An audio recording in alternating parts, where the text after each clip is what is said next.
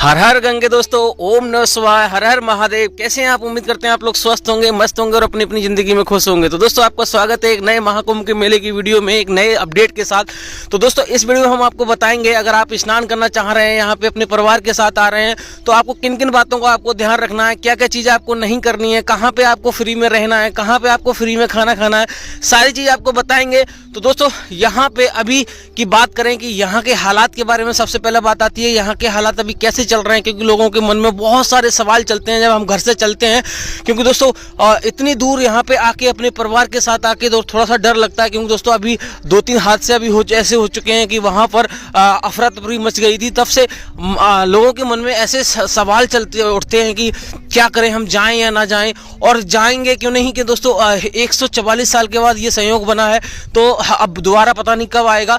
तो बहुत दिमाग में हमारे सवाल चलते हैं कि हम जाएं, और जाएंगे तो वहाँ पे कहाँ पे रहना होगा, कहाँ पे फ्री में खाना मिलेगा। क्योंकि दोस्तों बहुत सारे लोग मिडिल फैमिली से आते हैं, उनको बहुत सारी दिक्कतों का सामना करना पड़ता है। तो दोस्तों अभी यहाँ पे आपको बता दें कि भीड़ के बारे में, तो यहाँ पे भीड़ बहुत ज़्यादा है, यानी कि इतनी कम भी नहीं है, उतनी ज़्यादा भी नहीं है जो कि आप आ ना सको। तो यहाँ पे लगातार यहाँ पे भीड़ बढ़ती जा रही है, क्योंकि दोस्तों अब जो रह गया है, जो मेला रह गया है, वो लगभग इसी हफ्ते का रह गया है। और यहाँ पे शिवरात्रि तक यहाँ पे भीड़ बढ़ने वाली है, क्योंकि शिवरात्रि आ रही है, तो उसकी वजह से भीड़ और ज़्यादा बढ़ेगी। क्योंकि शिवरात्रि पे लास्ट जो महत्व रह गया शिवरात्रि का रह गया, यानी कि 26 तारीख का रह गया है। तो लगातार यहाँ पे जनसंख्या में यानी लगातार श्रद्धालु यहाँ बढ़ते जा रहे हैं। और यहाँ पे आप देख सकते हो सारे पुल यहाँ पे लगातार यहाँ पे भरे हुए हैं। तो बात करते हैं दोस्तों यहाँ पे आपको किन किन बातों को आपको ध्यान रखना है। अगर आप अपने परिवार के साथ आ रहे हो, तो आपको एक चीज़ आपको याद रखनी है कि अगर आप बच्ची लेकर आ रहे हो, अपने बुजुर्ग के साथ आ रहे हो, तो आपको जैसे ही यहाँ पे प्रयागराज में आप एंटर करते हो, तो सबसे पहले तो आपको एक ही काम करना है मेरे हिसाब से। तो आपको एक काम करना है कि उनकी जेबों में पर्ची लिखकर, यानी कि एड्रेस, पता, फ़ोन नंबर, जो भी सारी चीज़ें होती हैं वो आप लिख के डाल दें। क्योंकि दोस्तों कभी कभी ऐसा होता है कि यहाँ पे ज़्यादातर कुंभ के आप फिल्मों में भी सुना होगा, सारी चीज़ों में आपको सुना होगा, कुंभ के मेले में लोग खो जाते हैं। तो ऐसा ना हो, इसके लिए आपको सबसे पहले तो यही काम करना है कि आपको उनकी जेबों में पर्ची डाल देनी है। मैं कई वीडियो में बता चुका हूँ कि आपको यही काम करना है। क्योंकि दोस्तों अगर कोई खो जाता है आपका साथी, तो आपको कोई पुलिस वाला, चाहे कोई और भी, अगर उसको वो मिलता है, तो उसकी जेब में पर्ची निकाल के बता सके। क्योंकि छोटा बच्चा होता है तो वो नहीं बता पाएगा कि क्या कौन सा फ़ोन नंबर है, माँ बाप का नाम क्या है।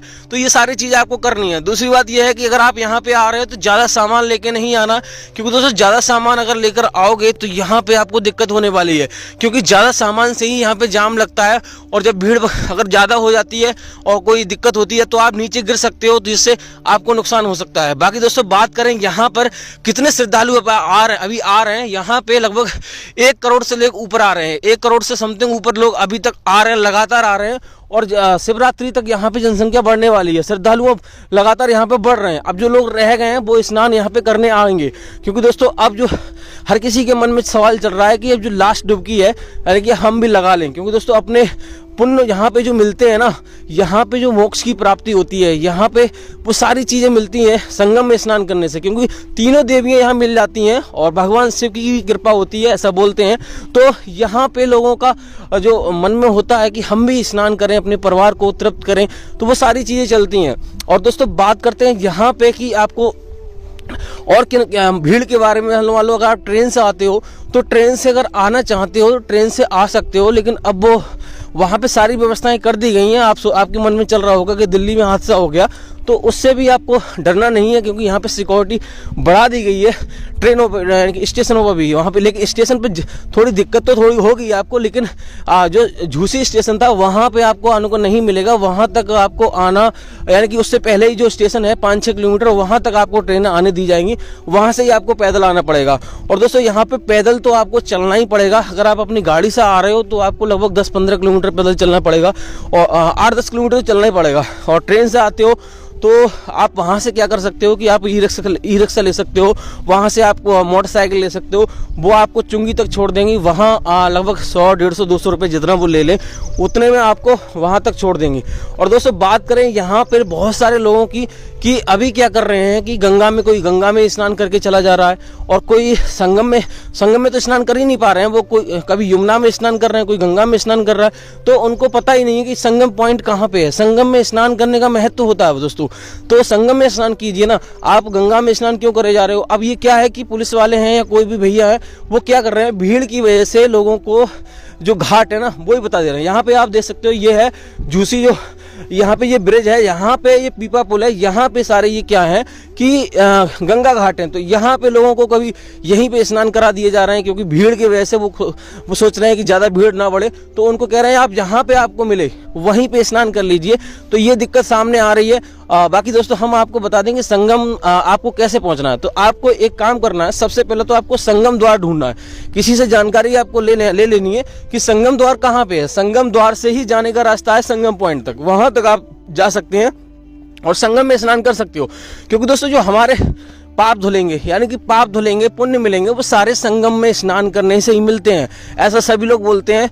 और बाकी दोस्तों बात करें कि यहाँ पे आप संगम में स्नान करके आपको क्या क्या चीज़ें करनी है, तो संगम में स्नान करने के बाद उसके बाद आपको दान पुण्य करना है। थोड़ा बहुत अगर आप दान पुण्य करोगे तो आपको और ज़्यादा पुण्य मिलेगा, लेकिन ज़रूरी नहीं है कि ज़्यादा आपको दान पुण्य करना है। आप 1 रुपये से लेके 1000 रुपये तक कर सकते हो, वो आपकी श्रद्धा है कितना करते हो, करना चाहते हो। तो आपको दान भी करना है, दान करोगे तो और ज़्यादा पुण्य मिलेगा। और बात करते हैं दोस्तों यहाँ पे, लेकिन एक चीज़ आपको अभी थोड़ी दिक्कत होने वाली ये है कि जो अल्पवासी लोग थे यहाँ पे, जो साधु संत थे, वो आधे से ज़्यादा जा चुके हैं। अब यहाँ पे आधे लोग रह गए हैं, यानी कि जो ज़्यादा बड़े बड़े संत महात्मा थे ना वो अभी काशी की तरफ जा चुके हैं, क्योंकि काशी में शिवरात्रि अब आने वाली है। तो वहाँ पे भीड़, यानी कि वहाँ पे ज़्यादा महत्व बढ़ गया है, तो वहाँ पे लोग चले गए। और जो लोग यहाँ पर रह गए हैं वो कुछ लोग तो ऐसे हैं कि पैसा की भूख की वजह से यहाँ पे रुक गए हैं, और कुछ लोग ऐसे हैं कि रियल संत महात्मा है। तो आपको थोड़ा देख कर ही दान पुण्य करना है कि किन लोगों को दान पुण्य करना है, तो इन चीज़ों को आपको ध्यान रखना है।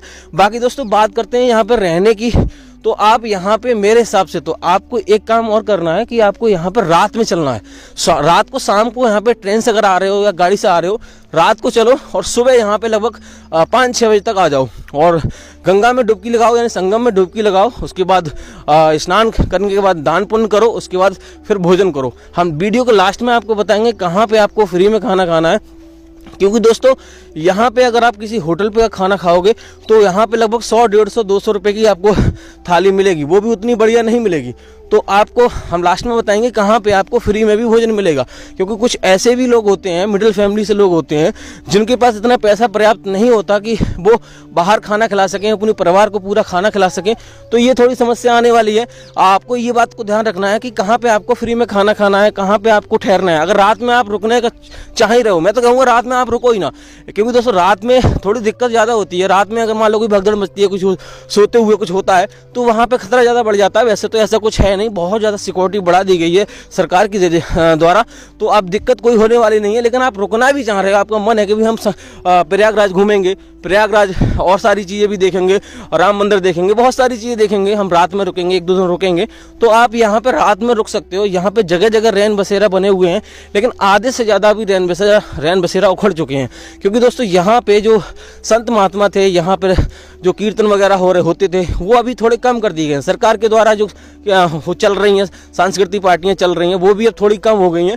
तो यहाँ पे अभी जो महत्व रह गया है वो 26 तारीख का रह गया है दोस्तों, शिवरात्रि का सबसे बड़ा महत्व होता है। वैसे भी लोग गंगा में स्नान करते हैं, शिवरात्रि पर जल लेकर आते हैं, कोई हरिद्वार से लेकर आता है, कहीं से लेकर आता है, तो वो सबसे ज़्यादा महत्व अब रह गया, सबसे बड़ा तो महत्व अब रह गया है। अगर आप आने की सोच रहे हैं तो आप आ सकते हो, यहाँ पे कोई दिक्कत वाली बात नहीं है।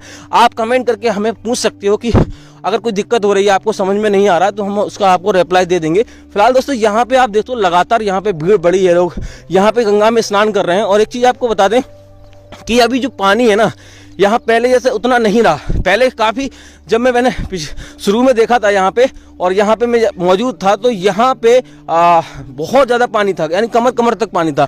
अब क्या है, यहाँ पे घुटने घुटने तक पानी रह गया है और काफ़ी गंदा भी हो गया है। लेकिन काफ़ी लोग कमेंट करके बोलते हैं कि भाई पानी गंदा है, हम स्नान नहीं करेंगे, हम नहीं करेंगे।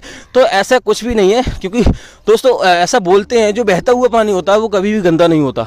बहता हुआ पानी हमेशा साफ़ रहता है, वो अभी थोड़ा गंदा है, उसके बाद आधे घंटे के बाद वो साफ़ हो जाएगा। बहता हुआ पानी कभी गंदा नहीं होता, और वैसे भी गंगा मैया कभी भी गंदी नहीं होती, ऐसा भी बोलते हैं। क्योंकि दोस्तों यहाँ पे जो जगह जगह से गंगा बह कर आती हैं, और पता नहीं कहाँ कहाँ से गंगा निकल कर आती हैं, तो जड़ी बूटियाँ जो भी होती हैं वो आप उस पानी में मिल जाती हैं, तो उससे भी हमारे जो बहुत सारी बीमारियाँ वो ख़त्म हो जाती हैं।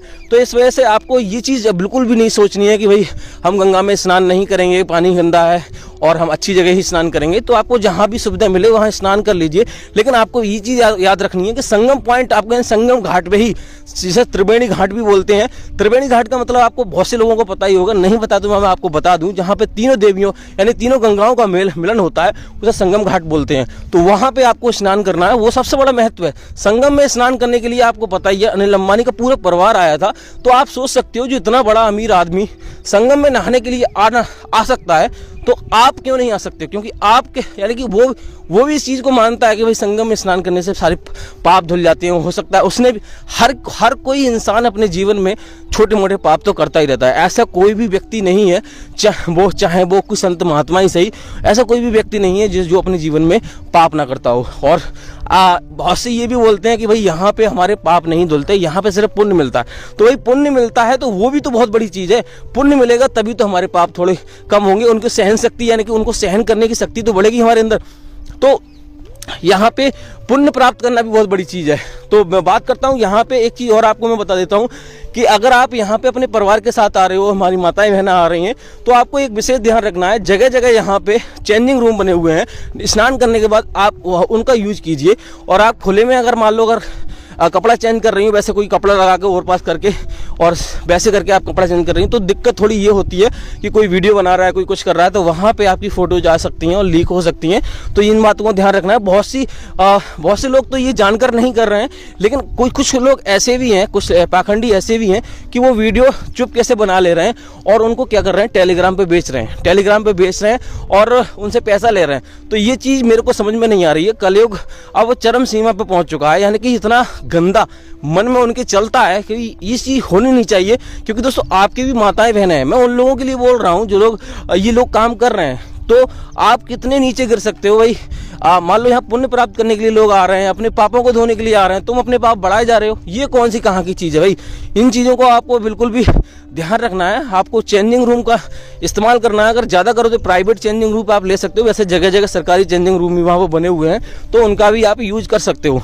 बाकी दोस्तों बात करते हैं यहाँ पे आपको संगम पॉइंट तक आपको कैसे पहुंचना है। अगर आप मान लो बोट का यूज करना चाहते हो, मान लो बोट से हम जाना चाहते हो, एक बोट का भी साधन है, अरेल घाट से आप बोट ले सकते हो। और तो वहाँ पे आपको कैसे जाना है, वहाँ पे कितना चार्ज ले रहे हैं, तो मैं आपको बता दूं अभी चार्जेस थोड़े बढ़ा दिए गए हैं। पहले बीच में चार्जेस घटा दिए गए थे। पहले पूरे परिवार आपको लगभग 1-2 हज़ार रुपये में आपको ले जाते थे वो, लेकिन अभी क्या कर रहे हैं 1-2 पर्सन के ही 1-2 हज़ार रुपये ले रहे हैं, तो ज़्यादा ले रहे हैं। अगर आप पैदल चलना चाहते हो तो दोस्तों मैंने आपको बता दिया संगम घाट यानी कि संगम द्वार से ही आपको जाना है। वहाँ से आपको नंदी द्वार भी मिलेगा, वहाँ से आप जाओगे तो सीधे आपको संगम पॉइंट पर पहुँच जाओगे। लगभग आपको अगर आप जैसे मान लो अपनी गाड़ी से आ रहे हो तो 8-10 किलोमीटर आपको पैदल चलना ही पड़ेगा। और पार्किंग की कोई व्यवस्था है नहीं कि आप सोचो कि हम वहीं पे जाके अपनी पार्किंग कर दें, अपनी गाड़ी को वहीं पे ले जाएं, तो ऐसा कुछ भी नहीं है। आपको लगभग कहीं पे भी होटल पे या कहीं पे भी जहाँ पे भी आपको सुविधा मिल जाए वहाँ पे आपको पार्क कर देनी है। उसके बाद आपको पैदल जाना है, क्योंकि पैदल चलना ही सबसे अच्छी बात है। क्योंकि तो पैदल चलोगे और सामान सारा वहाँ पे छोड़ कर आओगे तो दिक्कत नहीं होने वाली, और सामान आप सारा लेके जाओगे वहीं पे सब कुछ करोगे तो भाई फंस जाओगे। तो इन चीज़ों को ध्यान रखना है। बाकी दोस्तों हम बात करते हैं खाने की, तो यहाँ पे जगह जगह भंडारे चल रहे हैं। यहाँ पे कहीं तहेरी बट रही है, कहीं कुछ हो रहा है। और बात करें दोस्तों VIP भंडारे की, तो वहाँ पे सरदार जी का भंडारा अभी तक यहाँ पे चल रहा है। वहाँ पे आप खा सकते हो, फ्री में भोजन कर सकते हो, कोई दिक्कत होने वाली बात नहीं है। वहाँ पे आपको दान दक्षिणा भी मिलेगी लास्ट में, और आपको फ्री में भोजन भी मिलेगा। तो इन चीज़ों को आपको ध्यान रखना है। यहाँ पे फ्री में खाना है तो वहाँ पे सरदार जी का भंडारा चूज कर लीजिए, और यहाँ पे जगह जगह आपको भंडारे ऐसे तो आपको मिल ही जाएंगे। बाकी दोस्तों इस वाली वीडियो को यहीं रोकेंगे। उम्मीद करते हैं आपको वीडियो अच्छी लगी होगी। हम ईश्वर से और गंगा मैया से प्रार्थना करते हैं आपकी यात्रा मंगलमय हो। अगर आपको वीडियो अच्छी लगी तो वीडियो को लाइक कर दें, चैनल पर नए चैनल को सब्सक्राइब कर दें। हर हर गंगे, ओम नमः शिवाय।